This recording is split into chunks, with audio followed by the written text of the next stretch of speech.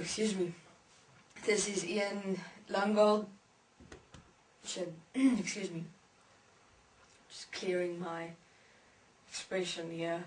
Okay, so we're continuing with the Mayan calendar. Now, I've been communicating about much that have been professed about the end of time and the end of the world and the end of humanity, and the end is always heard of and the end is always predicted, and even in the Mayan calendar during way back it has been predicted, but I wouldn't say predicted, I would say rather placed certainly, because of their ability to see the universe, the human beings, the outflow of events, and of course the realization that everything is rather pre-programmed. But what is the definition of pre-programmed but preordained as well? And that we're all actually living what has already been manifested or designed or placed. But what I have ended off with in my previous interview is what has not been expected is what happens when everything ends. That is a question many beings ask. What happens? What becomes of us? Who will we be? What will we do? Does everything really end? And I would say the following. The end is perceived to be that everything becomes destroyed to nothing. That nothing will exist. That the trees will be lost. That the world will be lost. That the universe will be lost. That human beings won't exist anymore. And to a certain extent, that is true. But wait. What has not been expected is that there exists something at the end of time, at the end of the world, at the end of human beings, which the Mayan calendar could not equate, could not understand, and therefore the Mayan calendar ends. Because what exists then is us. What remains is who we are. And who we are is not defined by this world, is not defined by the universe, is not defined by other human beings, is not defined by Earth, is not defined by anything that exists in existence for that matter. And at the moment the Mayan calendar was linked or equated and designed and manifested according to the self-definition of each human being in this world, their lives, their preordained experience of themselves. And for every beginning there is an end, yes.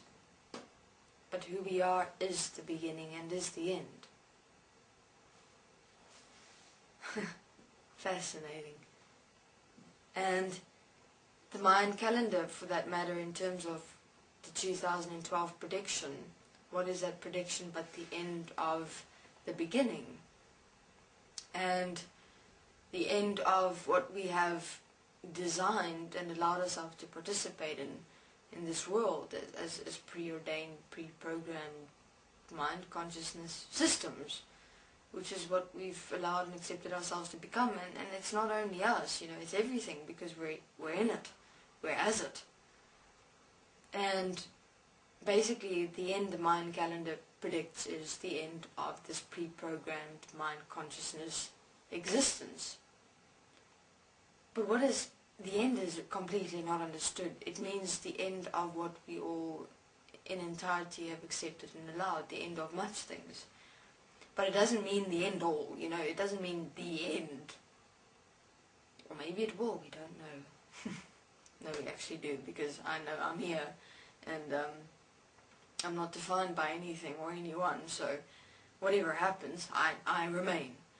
And that is the realization that each human being is required to overcome, if you want to call it that. What you have to do is you have to let go of this world, you have to let go of the universe, you have to let go of human beings, you have to let go of relationships, because otherwise it's going to be tough. It's going to be really tough, because in terms of what exists and how it exists in existence at this very moment, it will stop. It won't exist like this anymore, because who's changing? Not we. I mean, we've always been here, but what we've allowed and accepted in terms of a complete pre-programmed, designed, mathematical, equated existence, it ends. Because it's not infinite. It's a program that's running randomly, and all are involved. Yet I'm here, and we have the ability to redirect and change it, and that's exactly what we're doing at this moment. But why change it? Why not just stop it? I'm here. I'm a statement of that. So what I would suggest for this process that is ahead, human beings, is to look at what you've defined yourself according to. Because remember one thing, you are everything that exists. Yet you're not defined by even the unmanifested existence and creation of yourself. It's interesting, eh? I mean, have you ever looked at it from that perspective? I haven't. You know, you look at everything and you say, it's me. But it's me, yet I'm not defined by me, even, as a manifested expression. Because if I would define myself to this world, how limited would I be? What would exist? Only the world would exist. Have a look. Have a look at what you define yourself as, or to. That's the only point that exists in your whole world. Have a look. That's all that remains, and that's all that exists.